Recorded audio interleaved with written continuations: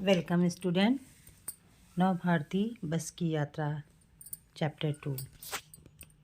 यहाँ पर लेखक ने एक बस के बारे में वर्णन किया है।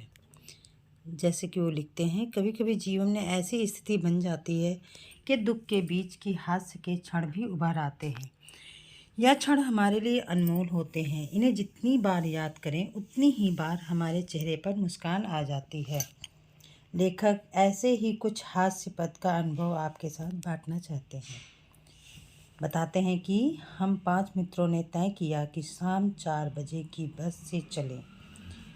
पन्ना से इसी कंपनी की बस सतना के लिए घंटे भर बाद मिलती है, जो जबलपुर की ट्रेन मिला देती है।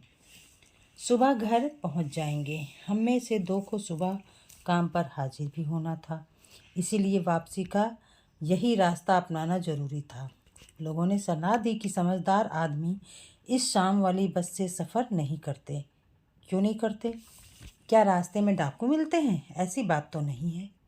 थोड़ी बस अनोखी है। अब उन 5 ने बड़ी श्रद्धा से उस बस को देखा।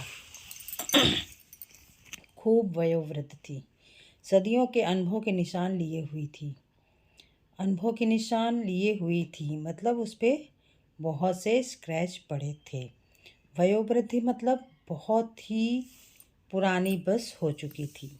लोग इसलिए इससे सफ़र नहीं करना चाहते थे कि वृद्धावस्था में इसे कष्ट होगा, बल्कि इसलिए यह बस पूजा के योग्य थी। उस पर सवार कैसे हुआ जा सकता था? 5 मित्र आपस में बात कर रहे थे। बस की कंपनी के हिस्सेदार भी उसी बस से जा रहे थे। हमने उनसे पूछा, यह बस चलती भी है? वो बोले, चलती क्यों नहीं है जी, अभी चलेगी। हमने कहा, वही तो हम देखना चाहते हैं, अपने आप चलती है यह? हाँ जी, और कैसे चलेगी? वे तपाक से बोले। गजब हो गया, ऐसी बस अपने आप चलती है। हम आगा पीछा करने लगे। मतलब एक दूसरे उससे बुरा कहने लगे बस के बारे में कि पता नहीं कैसी बस है। डॉक्टर मित्र ने कहा, डरो मत, बस अनुभवी है। नई नवेली बस से ज़्यादा विश्वसनीय है। हमें बेटों की तरह प्यार से गोद में ले जाएगी। अच्छा, उन लोगों ने ये सुना और वो बैठ गए बस में। जो छोड़ने आए थे वो भी इस तरह हम लोग की तरफ देख रहे थे जैसे अंतिम विदा दे रहे हों। उनकी आंखें कह रही थी, आना जाना तो लगा ही रहता है, आया है सो जाएगा। राजा रंग फकीर। आदमी को कूच करने के लिए एक निमित्त चाहिए।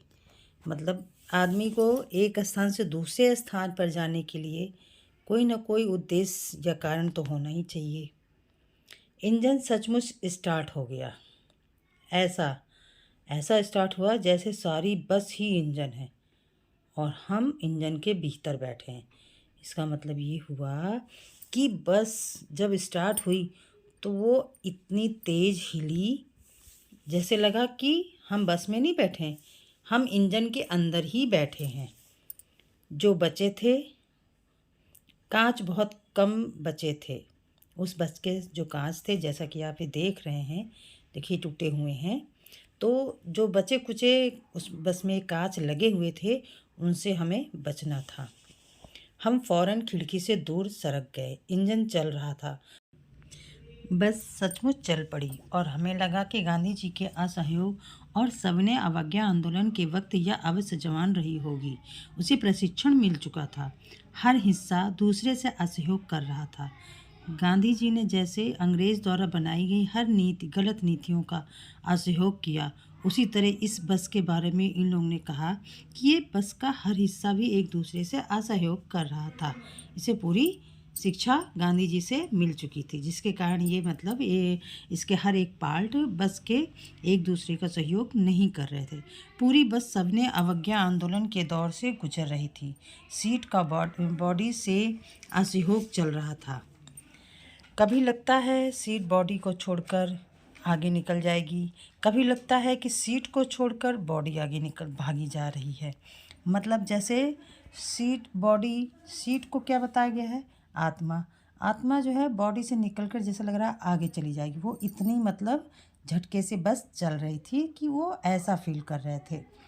और कभी कभी लग रहा था कि बॉडी ही आत्मा को छोड़कर कहीं चली जाएगी।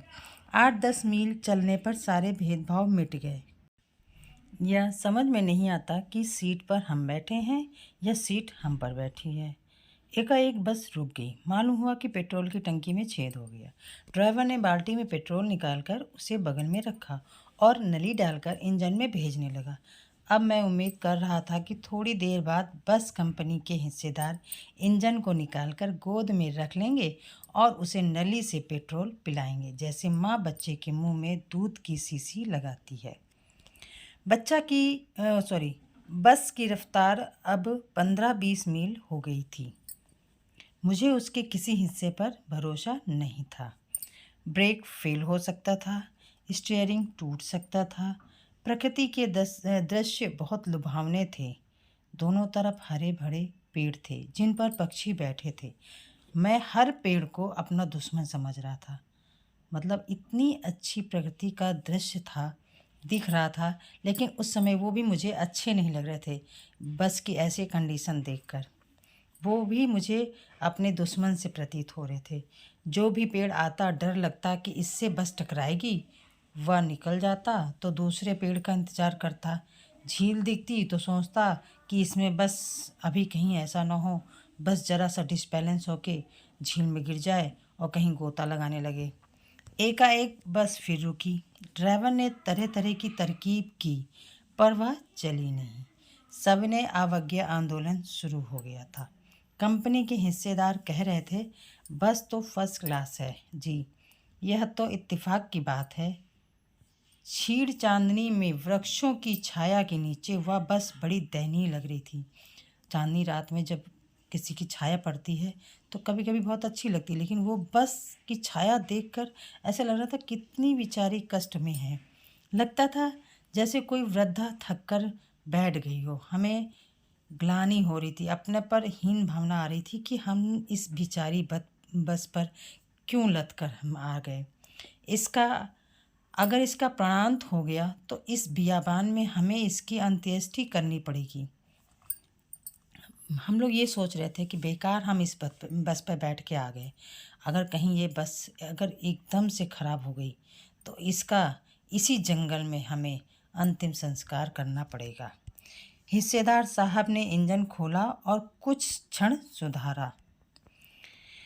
बस आगे चली।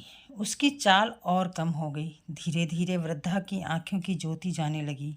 चांदनी में रास्ता टटोलकर वह रेंग रही थी, जैसे कोई वृद्ध जब मरने वाला होता है, वो आखिरी समय में आंखें धीरे धीरे खोलता है और बंद करता है।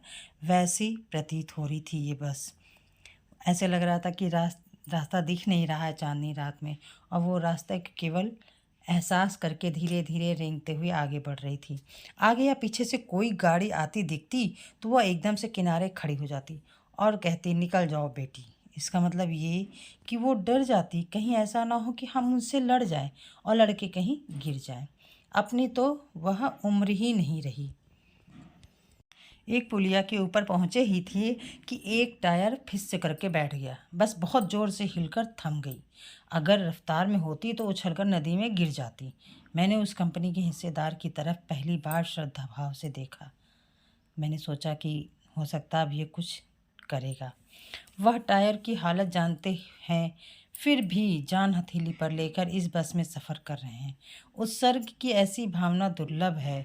सोचा इस आदमी के साहस और बलिदान भावना का सही उपयोग नहीं हो रहा है। मतलब जो बस के वो कंपनी के हिस्सेदार थे, हम उनकी तरफ देखकर मुझे दया आ रही थी कि ये बेचारे किस तरह रोज़ इतनी दूर आते जाते हैं अपनी जान हथेली पे रख के।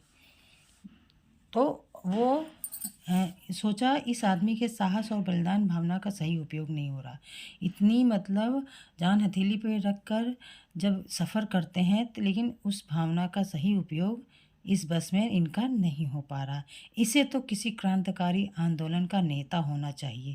अगर बस नदी में गिर पड़ती और हम सब मर जाते तो देवता बाहें पसारे उसका इंतज़ार करते और कहते वह महान आदमी आ रहा है जिसने एक टायर के लिए अपने प्राण दे दिए, मर गया पर टायर नहीं बदला। दूसरा घिसा टायर लाकर दूसरा आदमी उसमें से कहीं से ले आया घिसा हुआ टायर और लगा दिया, फिर बस चल पड़ी। अब हमने वक्त पर पन्ना पहुंचने की उम्मीद पूरी छोड़ दी। पन्ना ही क्या, कहीं भी पहुंचने की उम्मीद छोड़ दी। लगता था ज़िंदगी इसी बस में गुजारनी है और इससे सीधे उस लोक को, मतलब इस बस के बाद अगर हमें कहीं जाना है तो सीधे परलोक जाना है। इस पृथ्वी पर उसकी मंजिल नहीं है। हमारी बेताबी तनाव खत्म हो गए।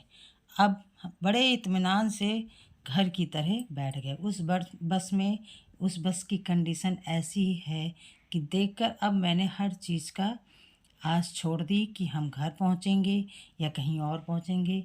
सीधे भगवान के पास जाने की तैयारी कर ली और बैठ गए, ऐसे जैसे घर में बैठते हैं। सारी जब रास्ते बंद हो जाते हैं तो छोड़ के भगवान के भरोसे बैठकर जैसे घर में बैठ जाते हैं, उसी तरह हम लोग बस में बैठ गए। चिंता जाती रही, हंसी मजाक होता रहा। जैसे घर में सब एक साथ बैठ जाते हैं और सारी चिंता छोड़कर आपस में हंसी मजाक करते हैं और ये सोचते हैं कि अब आगे जो होगा सो होगा। यही सोचकर हम लोग बैठ गए और आपस में जितने भी यात्री थे उस बस के एक साथ एक दूसरे से मजाक करने लगे। जीवन के हर पल का आनंद लेना, निराश न होना, यही हम लोग का जीवन का मूल होना चाहिए। धन्यवाद।